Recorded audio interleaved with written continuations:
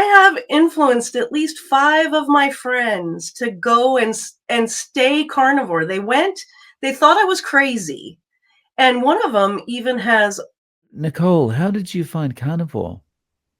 well, so I guess the journey starts is I was always a very heavy girl, from the time like, I was a skinny little kid, and then when I hit puberty, I just ballooned, and I was, interestingly, homeschooled way back in the 1980s when it was against the law to homeschool in my state. And so my mom was very health conscious. So all of the food that we ate at home was, homemade. I learned to bake bread and was an awesome bread baker and all of this with this idea that because we're making it at home, it's not bad for us. But I still got fat. And then, life happens and I had 5 babies and fat, fat, fat, fat, fat, back and forth, bouncing, bouncing. But, the dieting and the whole battle. So in 2015, I had a terrible catastrophic head injury, and I was in the hospital for a week in ICU. And at that time, I was super depressed. And I wasn't trying to kill myself when I fell off the horse, but I wasn't trying not to. I was being very irresponsible. So when I woke up in the hospital and was quite disappointed to have woken up, I, I had a conversation with whoever that is in me. Um, like, why am I here?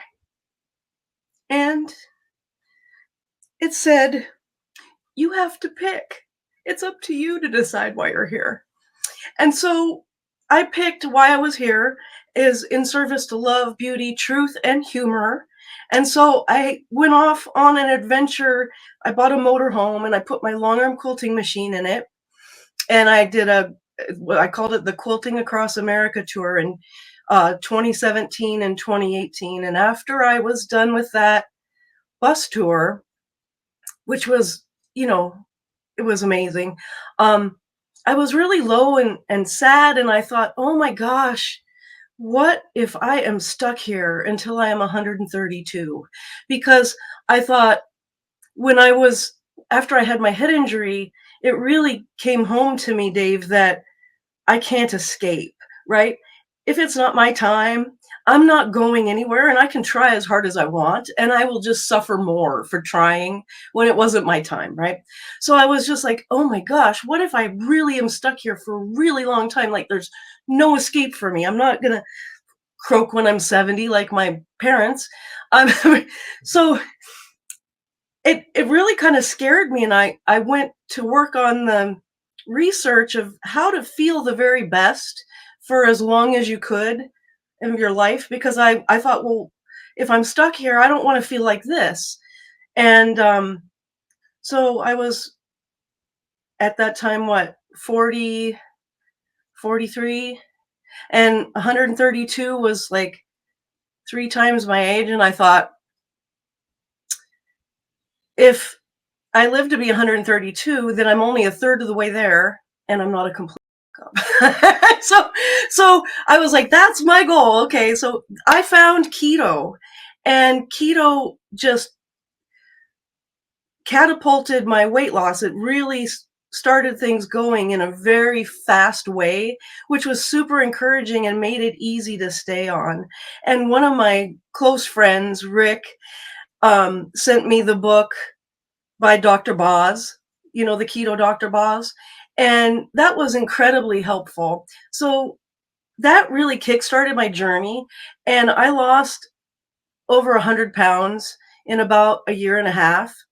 And then to maintain, I I think I saw Dr. Baker on Joe Rogan, and I thought, well, carnivore, that sounds awesome because it's not far off from what I was doing keto. But what I liked about it, what appealed to me is keto, you have to be kind of conscious of your portions and that you're balancing everything right. And it's a lot of rigmarole in your head all day long, right? So carnivore, now that I'm like a size that I'm happy with, carnivore is just easy. You just eat meat till you're full. So it just carnivore was the solution for the rest of my life, right? Keto was amazing to kickstart. And so I've been carnivore for 4 years now. So I have tried all the iterations of carnivore. And one of the things I did was there's a theme in the carnivore community that you can eat as much as you want and you won't ever gain weight as long as it's only meat. That's not true. That you if you eat more energy than you actually expend, you will gain weight only eating meat. And I tried it. I ate about 5,000 calories a day of only meat, and then I would go take a nap right after I ate. And I put on 15 pounds in about 6 weeks. So, yeah, so I don't know if that's true for everyone, but I know for me, I have to watch. I can't overeat, right? And so, because I had a lifetime of maybe compulsive eating, emotional eating, stuff like that, so I tend to, if I'm stressed, want to eat. And now I know that just that even eating meat for stress or emotional release is not good for you. It's not beneficial, right? So that's that's I just eat beef with salt and I drink water and I go back and forth on the coffee thing. I drink black coffee. Sometimes I'll have a black tea. I don't use sweeteners or anything like that. I Mm. So that's awesome. You've been doing it for 4 years. So Yeah. from how is your mindset about things from where it was in 2015 to now? So one of the things that I love so much about carnivore, well, keto and carnivore, when I had my head injury, Dave, I have brain damage from that. And one of the damages was I could not smell or taste anything for 5 years. And after I started eating high fat, high saturated fat, I now have about 20% of my smell faculty back. So my brain is healing from the fat, right? And I can smell stuff now. And that was the most terrible loss of a sense. It was so frightening because, smelling things is one of your first senses of danger. So, yeah, so that's so exciting, and then also, I don't have any mood swings or depression at all when I eat just the proper human diet.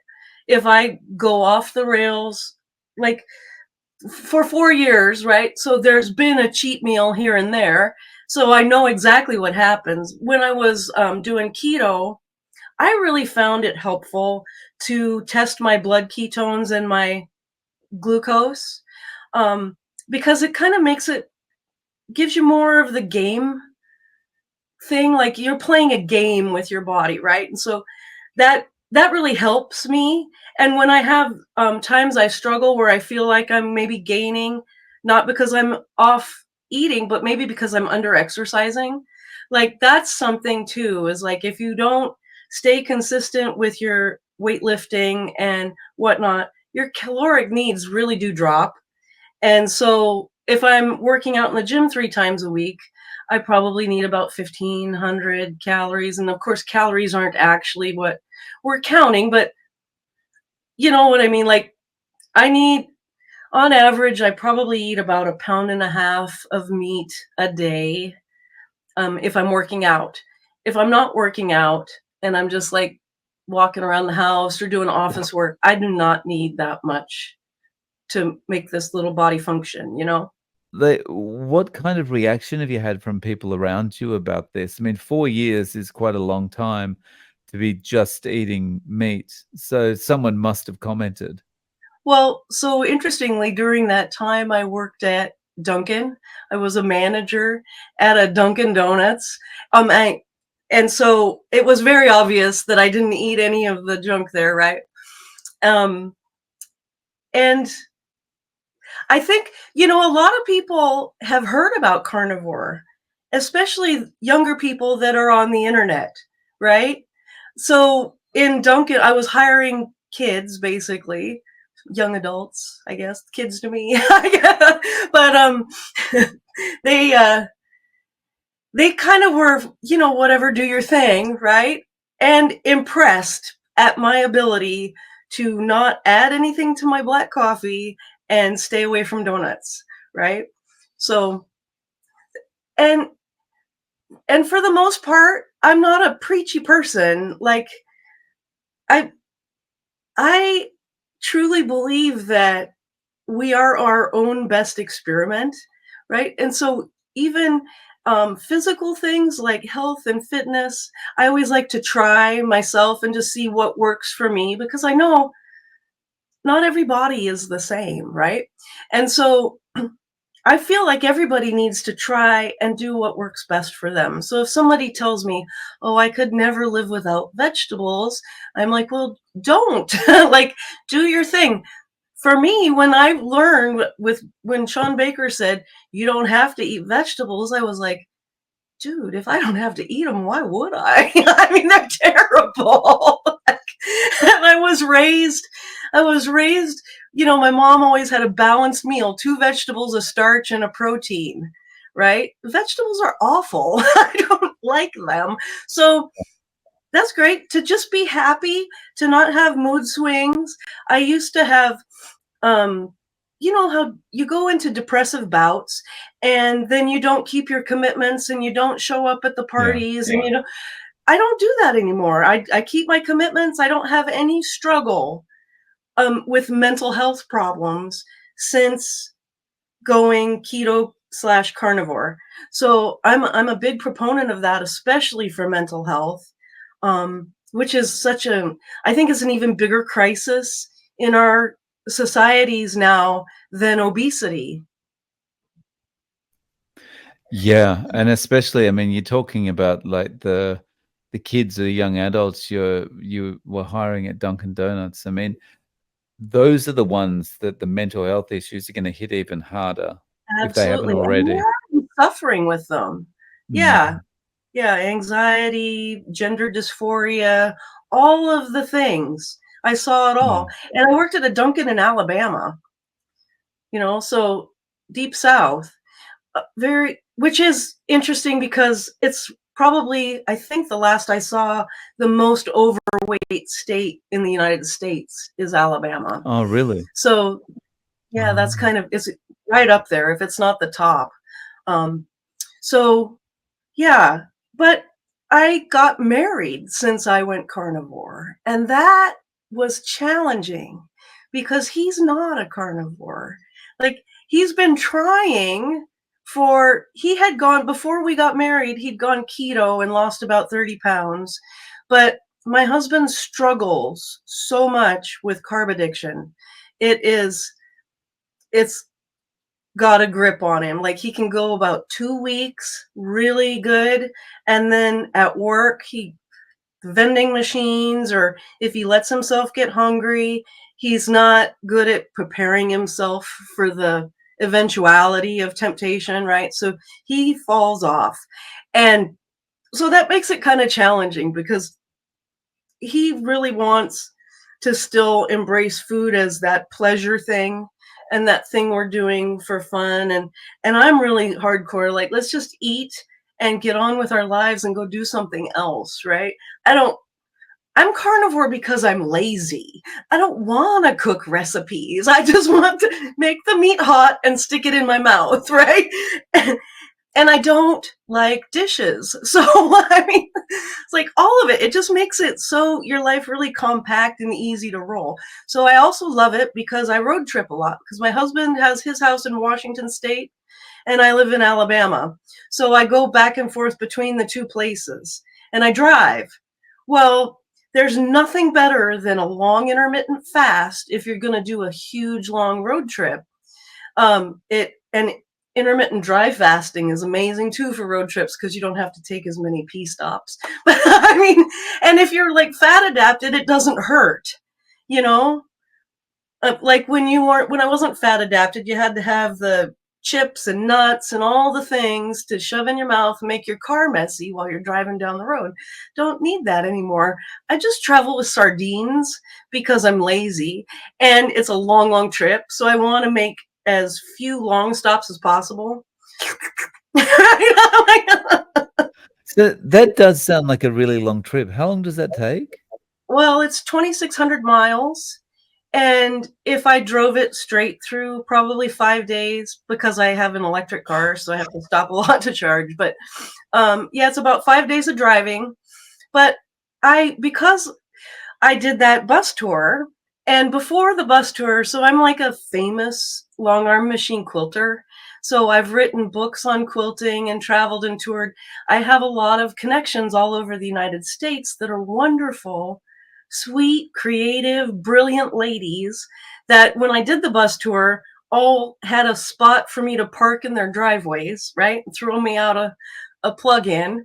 So I have this incredible network. So actually, I'm leaving for Alabama on Friday, and I am taking 8 days to get there because I have so many people to see. So that's it's really awesome. It's super fun. So, could you talk a little bit about that? Did you say long arm quilting? Yes. So patchwork quilting would be like uh, Mm. a patchwork quilt.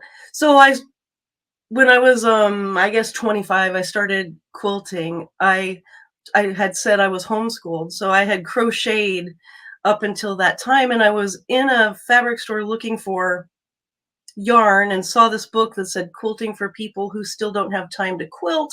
You could make an entire blanket in a day. And, I like speed. And I was like, a blanket in a day? I can't crochet that. So I picked up the book and started, and it just launched me on a journey. I just loved it. So after I got my first patchwork piece done, I quilted it on my sewing machine where you move the quilt under the needle like this, right? To make the stitches, the whole 3 layers stick together. And I was really talented at it. I don't know why. Like I spent a lot of time practicing handwriting. Maybe that's why, because it's all in one continuous line that you're drawing, right? So after that, I discovered that there's this thing called a longarm quilting machine, which is this huge machine that you can stretch the entire quilt out on, and it rolls it up, and the machine sits on the table like this, and the machine is on wheels and moves. So you draw with the machine instead of moving your whole quilt, right? So that's a longarm quilting machine. And so of course I made that manifest in my life. I'm not really sure yet how I managed, but I wrote a business plan and floated it to some people I knew. And I found a lady to loan me the money to buy my first long arm quilting machine. I've had 6 different ones now, like through the years, because it's been 25 years since I've been doing it. But um, so that just took off for me. And my mom actually was so surprised. She said, because I would quit everything. I'd try something and I wasn't good at it, and I would quit because I wasn't good, right? I'm very perfectionistic and like lots of when I was younger, I wasn't all that, right? I'm so glad I'm older. I like all those lessons. I've really nailed it, I think. But it was the one thing that I could stick to, right? And because I was good enough at it at the beginning to continue to get better, because everybody's bad at the first thing they try, right? So, and it just turned out that I created some pretty flower designs and posted it on a message board on Yahoo back before Facebook. And the ladies were like, oh my gosh, you have to come teach us. And so that started my career traveling and teaching other long arm quilters how to do my designs and stuff. And that, like, the internet is my entire life because of that, way before it became what it is today. And it's so amazing, right? So that that was such a wonderful adventure. And yeah, I mean, it all leads you to a place. After the bus tour, I started up, and this was right before I started keto, Dave.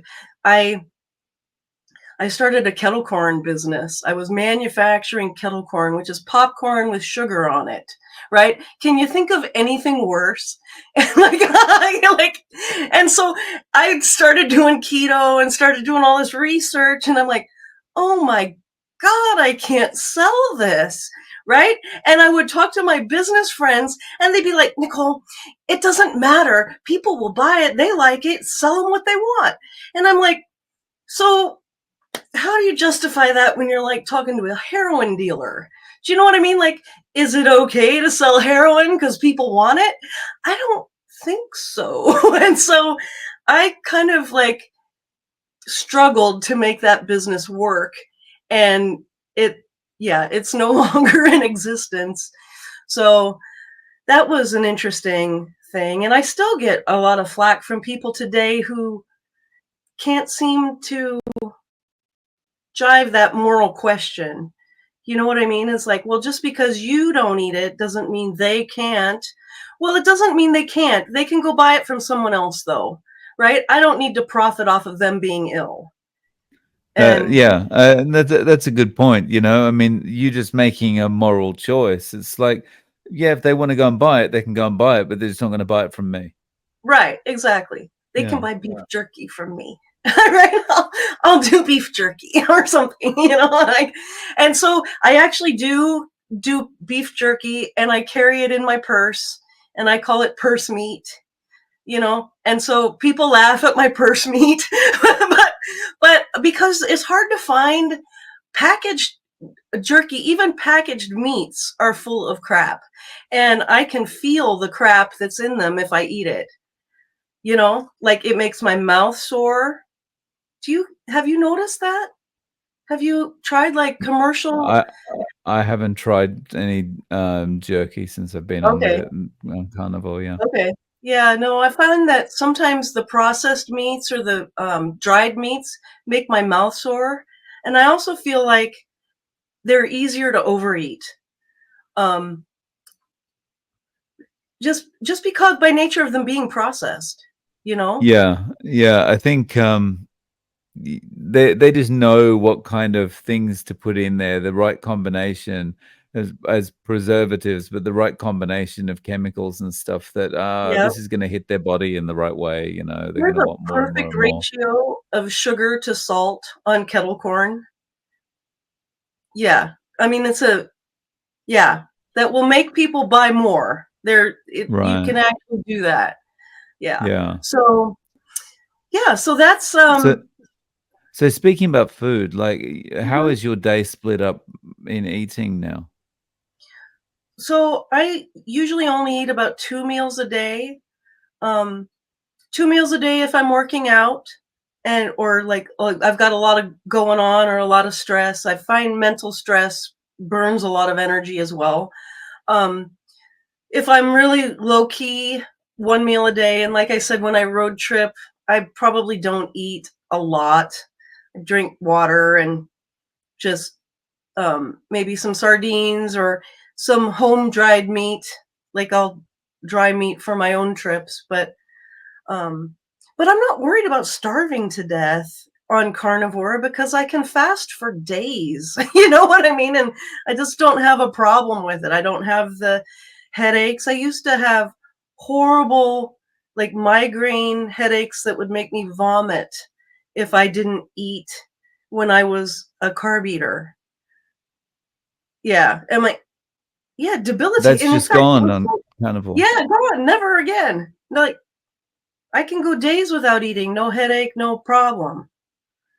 So it's fascinating to me how well the body works in fat burning mode. And another thing I noticed, what I like about using the Keto Mojo meter sometimes is, especially if you're going to cheat, this is like the best thing you could do for yourself is go eat that piece of cake, test your blood sugar and your ketones, and you'll see that it takes 3 solid days for you to get back to burning fat from one little cheat. 3 days. Like it's not worth it. Yeah, like ugh, it's terrible. That's crazy when you think like you feel bad after you eat it. The Uh-huh. only real pleasure you get is a little tiny bit of visual pleasure when you first see it and when it touches your lips. That's Yes. it. So it's Yes. probably 5 minutes in total of pleasure for you. Then you Yes. feel bad because your Yes. stomach's, popping out or whatever, Yes. and 3 days of, your body in So distress while it backwards. clears it Yep. out of your system. Yep. And you're not even, yeah, functioning optimally. So for me, it's mostly about being an optimal, like how who is this Nicole and what could she be if she were the very most disciplined and best and made the healthiest choices for herself today? And I kind of do that every day, is like, how am I going to be my best self today? That makes it less difficult to make good choices today because you're not thinking, "Oh, I can't have bread ever again." Right? Well, you just can't have bread today. That's all right. Or tomorrow, but hey, I won't go there. Yeah, you did. I mean, I like the idea of looking at it in a one day window like that, not Yeah, small focusing on the chunks at long a term. yeah. Then It it's just easy to, like, actually stay focused, because when you look right? over the long term, it can just be overwhelming, right? Is I do that with working out too. I'm like, "Oh, I can do this set. It's just one set," right? Then the other day I picked up using 20-pound dumbbells at this point, and I was, procrastinating. "Oh, I don't want I go to pick them up and I'm like, "Oh my god, that's heavy." It's hard, no wonder I was procrastinating. But the thing about that is it hurts now, but it feels good for hours and hours and hours after. So it's exactly the opposite of the carb or alcohol or drug thing, where you get the immediate feel good that's very short, and then the days of crap feeling. You have the hard things. If you press through the hard things, you feel good for long, long term. And I think that's true in so many instances in life. That's like a very secret to success. The successful people understand that doing the hard thing now is way more beneficial than taking what feels good now. That is, really well said, because, yeah, it applies to everything, like, listening to music or watching the brainless YouTube video is pays off now, but over the long term, I'm gonna get lazier, or I'm gonna put on weight or whatever. Whereas writing the essay or reading the nonfiction book or something is a bit kind of bothersome now, but over the long term, I'm gonna do much better because of it, Yeah, right? Mm. absolutely. It's like compound interest almost, you know? Whereas yeah, it's pretty brilliant. And carnivore, because it seems to regulate your mood so well, it makes it so much easier to just tackle the hard things because you're not, oh, catastrophizing, right? So the procrastination is not a catastrophe as much as the, yeah, you just, okay, we're doing this, right? And I always tell myself I can do anything for a half hour. Like, I can do anything for a half hour. And then when Yeah. that half hour's over, if I want to, I can stop. But usually by the time you get on the treadmill, a half hour in, you're like, "Oh, this is great." Like, I never understood runner's high until okay, so the one thing about carnivore and keto that was so amazing, I always hated exercise. I hated it. I thought it was horrible. Like, why would anybody do that? And there was like an ethos in my household that physical fitness and stuff like that, just doing that was for dumb people. Like, right, like you just don't have anything in your brain, so you're not reading books, you're working out, right? So that was kind of the weird ethos in my family. And so you heard about runner's high, and I was like, "What? That's insane." Well, after I went keto and I started working out, I actually had the motivation. So that when you are like carb loaded, you're stuck to the couch. because like Dr. Berry explains it really well that your body's actually starving and it doesn't have the energy to go do the thing. And so you're kind of like couch locked by all this stuff, right? Metabolically. Once you unlock yourself from the couch by like having being fat adapted, really, I think is the thing, because that just makes everything kind of your brain goes faster, your body moves easier, the lack of joint pain. Um, I fell off a horse when I was in my 40s. So I mean, like clearly, yeah. So there was pain. I don't have pain as long as I stay true to the proper human diet. If I go off and eat those, terrible things, or if I drink alcohol, not like you could probably drink a vodka, not feel it, but any kind of mixed drink that has any kind of sugar in it at all, uh, just it messes up the whole thing.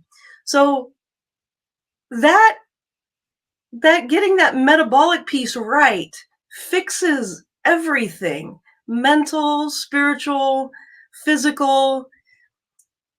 It's huge. And Dave, this is so exciting. Well, because I spent so many years teaching and traveling quilters, and then Facebook came along still. So I have a quite a large Facebook network. And so I haven't been like preachy about carnivore, but from the beginning, I've been sharing, hey, this is what I'm doing, sharing pictures of my meals and da, da, da, da, da. I have influenced at least 5 of my friends to go and stay carnivore. They thought I was crazy. And one of them even has alpha gall syndrome, which is that tick bite syndrome that makes you allergic to red meat. But he gets around that by eating predominantly chicken, um, duck, duck fat, um, and ostrich. So he can be carnivore even with alpha gall. And he said he didn't believe me. He thought I was crazy. And he tried it for a week. He could not believe the difference because he was a clean eater. So it didn't take him very long of just dropping the vegetables to notice a difference, right? So of course, depending on where you are in your own diet process, I think it's different for you. Like if you're severely obese and still eating Hostess Twinkies every day, the transition to carnivore is, I would take it a little bit more slowly, um, because it might just be very painful, right? So kind of, I would do the no processed foods first, and just eat whole foods from the ground and not put no ingredients. If you're going to eat it, it has to be just one thing, or maybe salt. I'd allow salt. But I think that would probably be the best way to transition into it if you were, really like ultra processed food stuck, which so many people really are.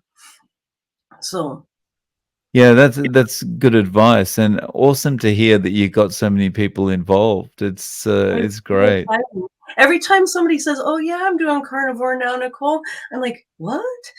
Yeah, it's amazing. I love it. I'm so excited." It's it's really exciting, Dave, to see so many people be carnivore and share carnivore. I was so excited when you came online with your channel, and it's been super helpful and edifying. I do a lot of listening to carnivores, just as it's like support without being with a bunch of people that eat carnivore. So it's like the virtual support thing, but it just keeps repeating in my head why I do it. Because a lot of times, you know, I'm the only friend I hang out with every day that eats strictly carnivore. So anything I go to do, there's always going to be a temptation, right? There's always going to be somebody there. And it's not that they're trying to shove food in my face, but they're enjoying what they enjoy. And you always have that like little devil on your shoulder that says, oh, one little bite won't hurt. And one little bite won't hurt, but can you really do just one little bite? Yeah, I can never stop at one little bite. Yeah, I It's can't either. many And big bites after that. people are like, "Oh, everything in moderation." Well, dude, I don't know how to moderate. I don't know, like Uh, yeah, I'm very similar. So, okay. Nichole, do you have some social media where people can get in contact with you? I do. I'm on Facebook and I'm on Instagram. I am at the Lady Stoic on Instagram.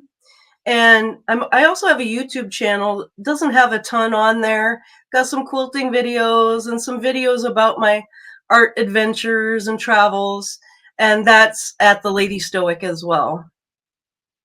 And then my website, theladystoic.com. Nice. So yeah, I'll link to all those below. Nichole, thank you so much for coming on and sharing your story. I really Thank appreciate your you. time. Yeah, I really appreciate getting to know you and congratulations on your carnivore journey. I know that it's changed your life in a huge way.